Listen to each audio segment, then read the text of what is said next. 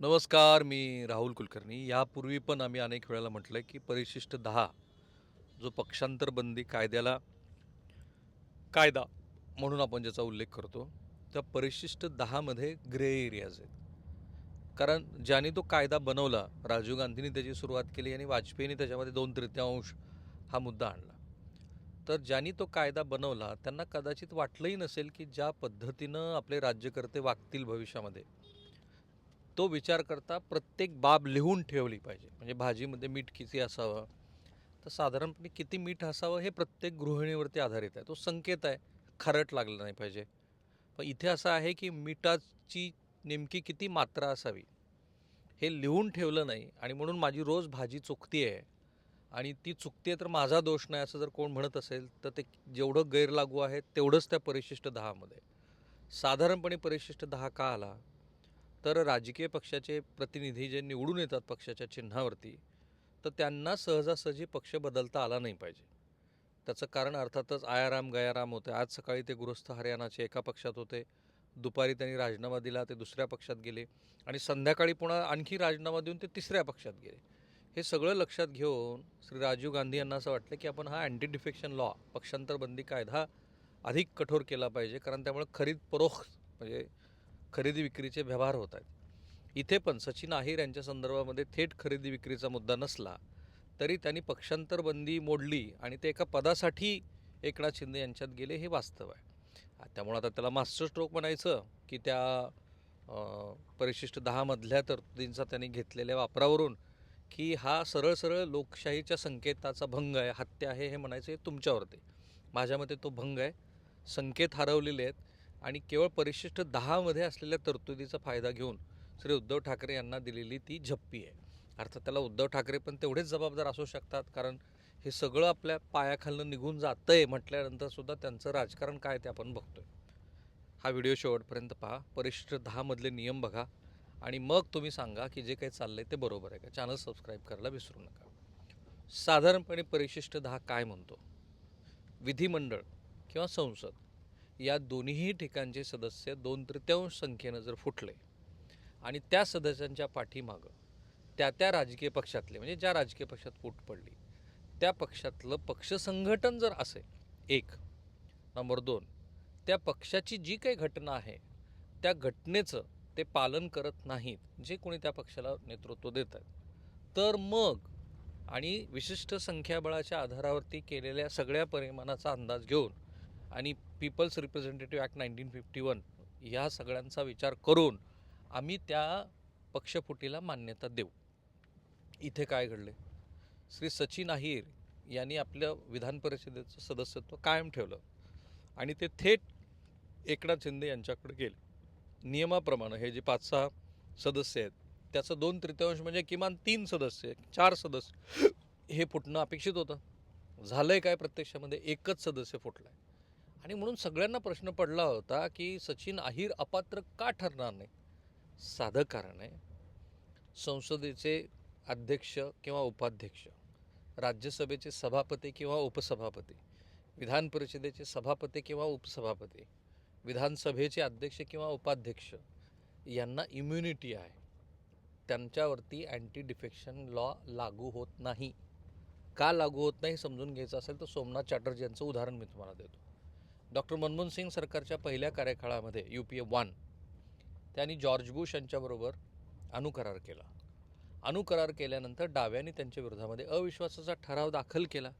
डाव्यांच्या त्या अविश्वास ठरावावरती मतदान झालं आणि त्यावेळेला सोमनाथ चॅटर्जी यांनी सरकारच्या बाजूनं भूमिका घेतली. अशी भूमिका घेतली कारण त्यांना सत्सद दिला, असं वाटलं की आपण असं करणं बरोबर आहे. आणि मग ते मतदान झालं आणि त्याच्यामध्ये डॉक्टर मनमोहन सिंग यांचं सरकार बहुमत त्याला मिळालं आणि ते तरुण गेलं. आता त्याच्यावरती सोमनाथ चॅटर्जी यांचं असं मत होतं की मी जेव्हा अध्यक्ष होतो त्यावेळेला माझी पक्षाची भूमिका नाही, ती पक्षातीत भूमिका आहे. आणि असंच अपेक्षित असतं, अध्यक्ष, उपाध्यक्ष, उपसभापती, सभापती ते ज्या वेळेला कॉन्स्टिट्यूशनचं पद घेतात त्यावेळेला ते पद हे पक्षाच्या पुढचं, पक्षाशिवायचं, पक्षविरहित असं ते पद असतं. आणि म्हणून त्यांच्यावरती अँटी डिफेक्शन लॉ परिशिष्ट 10 लागू होत नाही. पण इथे एक गोम आहे. ती गोम काय, कारण त्याचा नीट अभ्यास केला तसं लक्षात येतं की परिशिष्ट 10 जरी या मंडळींना राजकीय भूमिका नसल्यामुळं, ते राजकारणाच्या पलीकडे असल्यामुळं, त्यांनी पक्षाचं सदस्यत्व सोडलेलं असल्यामुळं त्यांच्यावरती तो कायदा लागू होत नाही. पण या ठिकाणी खरी खेळी काय केली आहे, तर ते आधी एकनाथ शिंदे यांच्या शिवसेनेत आलेत आणि नंतर त्यांनी शिवसेनेकडनं एकनाथ शिंदेंच्या उपसभापती पदाचा अर्ज भरला आहे. सरळ सरळ अँटी डिफेक्शन आहे, म्हणजे डिफेक्शन आहे, हे पार्टी सोडून तुम्ही दुसऱ्याचा हात घेतला आहे. तुम्ही उपसभापती झाल्यानंतरची ही इम्युनिटी आहे, मला जेवढा कायदा कळतो त्याप्रमाणे. पण आता कायद्याचा सगळा किस पाडला जाणार, पुन्हा हे प्रकरण कोर्टात जाणार. ती इच्छा तरी आता आदित्य ठाकरे आणि उद्धव ठाकरे यांची आहे का? कारण आदित्य ठाकरे यांच्यासाठी हा मोठा धक्का आहे. त्यांच्या वरळी विधानसभा मतदारसंघातले हे 2 जे आमदार होते त्यापैकी एक गेलेत आणि ते गेल्यानंतर मी सचिन अहिर काय म्हणतात, म्हणजे त्यांना आता कशाचा नेमका राग आला हे मला समजून घ्यायचं होतं. तर ते म्हणाले की एकनाथ शिंदे हे कोळशातले हिरेसुद्धा शोधतात, म्हणजे ते स्वतः हिरा आहेतच. राजकारणामध्ये सलग 3 वेळेला ते आमदार राहिलेले 2004 पासनं आणि नंतर त्यांनी अचानकपणे शिवसेनेची कास धरली. शिवसेनेतनं ते निवडणूक लढली, त्यांनी त्यांचा पराभव झाला. नंतर त्यांना विधान परिषदेवरती संधी मिळाली आणि अर्थातच आता सचिन अहिर यांनी जे काही काम आदित्य ठाकरे यांच्यासाठी केलं त्यानंतर ते निवडूनही आलेले आहेत. आता ह्या सगळ्या कॉन्टेक्स्टमध्ये हा आदित्य ठाकरे यांना धक्का आहे. सो आदित्य ठाकरे म्हणाले की ज्यांना आम्ही सगळं दिलं, आता हे पण अपुरं आहे. सचिन अहिर यांनी त्यांचा मतदारसंघ सोडला होता हे वास्तव आहे. ती लढत झाली असती तर काय झालं असतं हेही सगळ्यांना माहिती आहे. सो अशा वेळेला सचिन अहिर यांना आम्ही सगळं दिलं तरीही ते आम्हाला सोडून गेले, असं जे आदित्य ठाकरे म्हणत आहेत, तर एक लक्षात घ्यायला हवं की एकनाथ शिंदे हे आता पूर्णपणे उद्धव ठाकरे, आदित्य ठाकरे यांचं राजकारण मुळापासून छाटण्याच्या मागावरती लागलेत आणि त्यामुळे लोकशाहीचे जे साधारण संकेत आहेत ते सगळे संकेत पायदळी तुडवले जात आहेत. दिसतंय सरळ सरळ की परिशिष्ट 10 प्रमाणे अँटी डिफेक्शन लॉ तिथे अप्लाय झालेला आहे, तरीसुद्धा त्या कायद्याचं उल्लंघन झालं आहे. पण आता त्याच्यावरती कारवाई करणार कोण? खुद्द राज्याचे मुख्यमंत्री देवेंद्र फडणवीस तिथं आहेत, उपसभापती सभापती तिथे आहेत, त्याच्यानंतर चंद्रकांत पाटील आहेत, सगळी महत्त्वाची नेते मंडळी तिथे उभा आहेत आणि भाजपनं हळूच उद्धव ठाकरे यांना टोमणा मारलाच. ते म्हणाले की जे दुसऱ्यांचं राजकारण मोजत बसले होते, म्हणजेच जे देवेंद्र फडणवीस यांच्या राजकारणाबद्दल बोलत होते की त्यांचे पंख छाटले जात आहेत, अमित शहा त्यांच्यावरती अन्याय करतायत, तर खरोखर हा उद्धव ठाकरे यांच्यासाठी जबर धक्का आहे, जबर. कारण आधी हे 6 खासदार फुटणार होते याची कल्पना होती. उद्धव ठाकरे यांचं सरकार पडणार आहे याची त्यांना माहिती नसेल, पण आम्हाला कल्पना होती. आम्ही त्याचे अनेक वेळेला संकेत पण दिले होते. त्यांना ते लक्षात आले नाहीत, कारण ते त्यावेळेला वेगळ्याच कुठल्या तरी मानसिकतेमध्ये होते. ते ना सरकार नीट चालवत होते असं विरोधकांचं म्हणणं आहे, ना ते घराच्या बाहेर पडत होते. पण हा मात्र ह्या सगळ्यापेक्षा मोठा आणि जबर धक्का आहे. कारण असं कोणीही कल्पना केलेली नव्हती, ते नावही चर्चेत नव्हतं. इथे एकनाथ शिंदेनी 3-4 नावं उपसभापती पदासाठी चर्चेत राहतील असं पाहिलं.